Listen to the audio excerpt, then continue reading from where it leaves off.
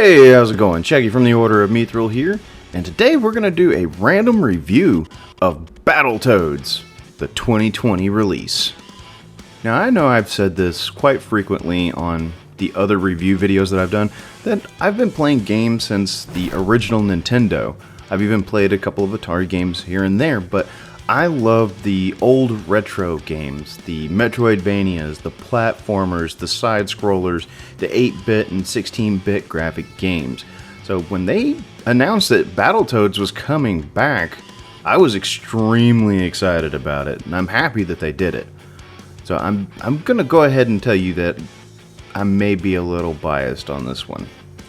Let's go ahead and start in with the narrative. So this one has a much more fleshed out story than the older titles, but I think that's because of hardware limitations on the older games. It plays out like you're watching a TV show almost, and I find that quite enjoyable so far. I still haven't completed it, but I am working on it. The Battletoads have found out that they have been stuck in a bunker for 26 years, which I kind of find to be a funny tie-in with the fact of when the last game was released. They team up with the Dark Queen, and they're going after these other bad guys that for some reason just remind me of like Hollywood producers. They're arrogant, they're full of themselves, and they're all powerful for what they do. So it's pretty funny, the interactions that the Toads have with each other and with the other characters in the story, and I think it's well written. If this was turned into a cartoon TV show, something like Futurama, I would watch it. Go ahead and get on that Netflix. So while the narrative was probably the primary reason a lot of people had issues with this release, the art was probably a close second to that. Now, I honestly don't hate this art style. I actually rather enjoy it and feel like it mixes very well with the jokes and the humor and the narrative that the story delivers, but I'm also, as an old Battletoads fan, intrigued with what other ideas they had for the way that they were wanting the game to look.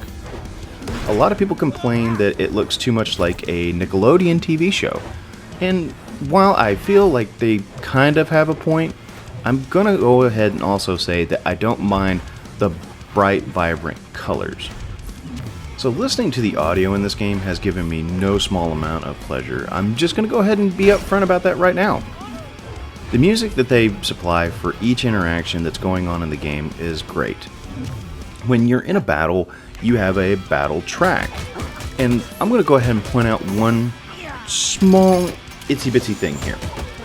And whenever it came to boss battles, you're just getting a basic battle track. At least that's what it felt like to me. They didn't really set themselves apart. And it's not that I find that to be a huge problem, because the battle music isn't bad at all. I find it rather enjoyable and mixes really well with the action that's going on screen. But I didn't feel like if they were going for a theme for boss battle music that it was really apparent. And that's just a small expectation that I had. It's not really on them, because, you know, when you set yourself up with expectations, you're setting yourself up for disappointment. Again, that's on me, not on them. Even the mini games have their own little vibe to them. So early on in the game, you play a mini game where you see Pimple and Zitz have gotten day jobs. Pimple is now a masseuse and you're giving an alien a back rub. And Zitz now works in some kind of office building and you're typing out an email. And the music that they supply in this scene, it just gives to the aura that they have gone from being famous and now live in mediocrity, and they don't want to live the tedious lives that now find themselves in. Even the rest of the audio in the game sounds great to me. Even like on the small details, like whenever the Toads are slurping down a fly to regain some health, it has a certain sound to it that I feel is fitting and not overdone, but it doesn't seem like it's underplayed. Even whenever you're getting attacked or you're attacking in battle, everything has a nice crisp sound to it that I really enjoy. And when it comes down to the voice acting, I feel like each character has lines that are funny, but if you're not a good voice actor and can't deliver the line, it's not going to be good. You're going to fall flat. And I feel like each character and actor providing the, voices for them does a really good job throughout. So I haven't really been disappointed in the audio one bit. Playing through the game has been a joy as well. So when it comes down to the core gameplay, it's going to be about combat. And the combat at first to me seemed like it may have been drawn directly from Sega Genesis, and you just punch and kick and do morph attacks, but it's actually a little bit more to it than that. So if you're playing by yourself, you can actually tag in each one of the Toads to play as in mid-combat. So left, right, and down on the D-pad will change to the different Toads respectively. And this allows you to chain your combo and do different attacks to get yourself a better score multiplier, which I found to be fun. I didn't think that it was just going to be monotonous combat at that point, which I enjoyed. I was happy at the fact that we didn't get this thing where it's just punch, punch, kick, morph attack. Being able to set up a combo between 2 or all 3 of the Toads was really fun to me. And when it comes down to things outside of combat that you actually play through, the mini games, they're all really fun as well. So like I had mentioned earlier, in the beginning of the game, the Toads have gone back to a mediocre lifestyle. So you have Pimple giving a back massage, which you have to use the joysticks and the triggers to knead and massage this guy's back. And Zitz is sitting there typing out an email. There are other little mini games, like the one that you're seeing on screen right now, where you're trying to escape these lumberjacks and gymnasts, which to me was really funny in and of itself. But this plays out like the minecart levels from the old Donkey Kong games on Super Nintendo, which was really fun. There's also a Space Invaders style mini game where you're controlling a ship in space, and it's a twin stick shooter. So you're moving with the left stick, you're shooting with the right stick. Power-ups will float through. There's still collectibles in that area like in the rest of the game that you can collect, and I found that to be really fun as well. There's also one other little mini game that I've played through that was kind of different, and I wasn't really expecting it. So at one point in time, you're controlling Pimple, and it's just like a level exploration. You're trying to get through this environment, which is a little bit of a puzzle. It's not overly complicated, but it broke up the rest of the game. So it's not just combat, combat, combat, combat, combat. It's not monotonous in that nature, and I'm happy that they did that. It seems like they've added in a pretty good arrangement of little mini games to break that up.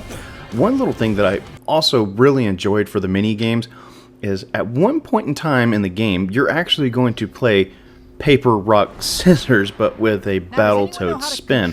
So one of them was Toaster, one of them was Toad Puppet, and another one was Maracas.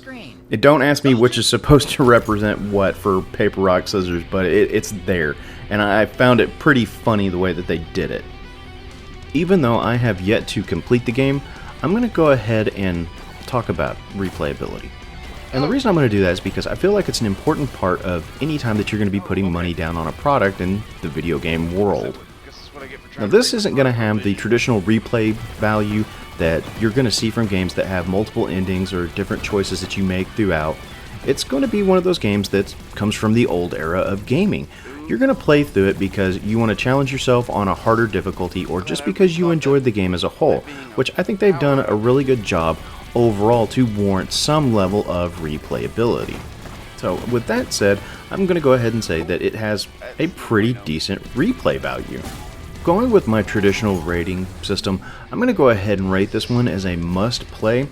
If you're an old school Battletoads fan, I suggest you try it out. If you're new to the series and you're just intrigued with what you see the game has to offer, go ahead and go for it. Another thing that I feel factors into all the points that I've made for this game today is the fact that it's done by an Xbox Game Studio, so it went day one Game Pass. So if you're a Game Pass subscriber, you can actually play this right now for free. So I highly suggest that you guys go pick it up and give it a try and see if you like it. Well, that's going to bring this one to an end today.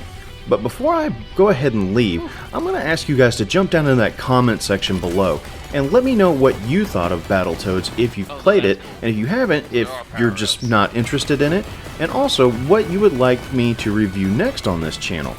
But thanks for stopping by the channel today, guys, and I hope you have a great one.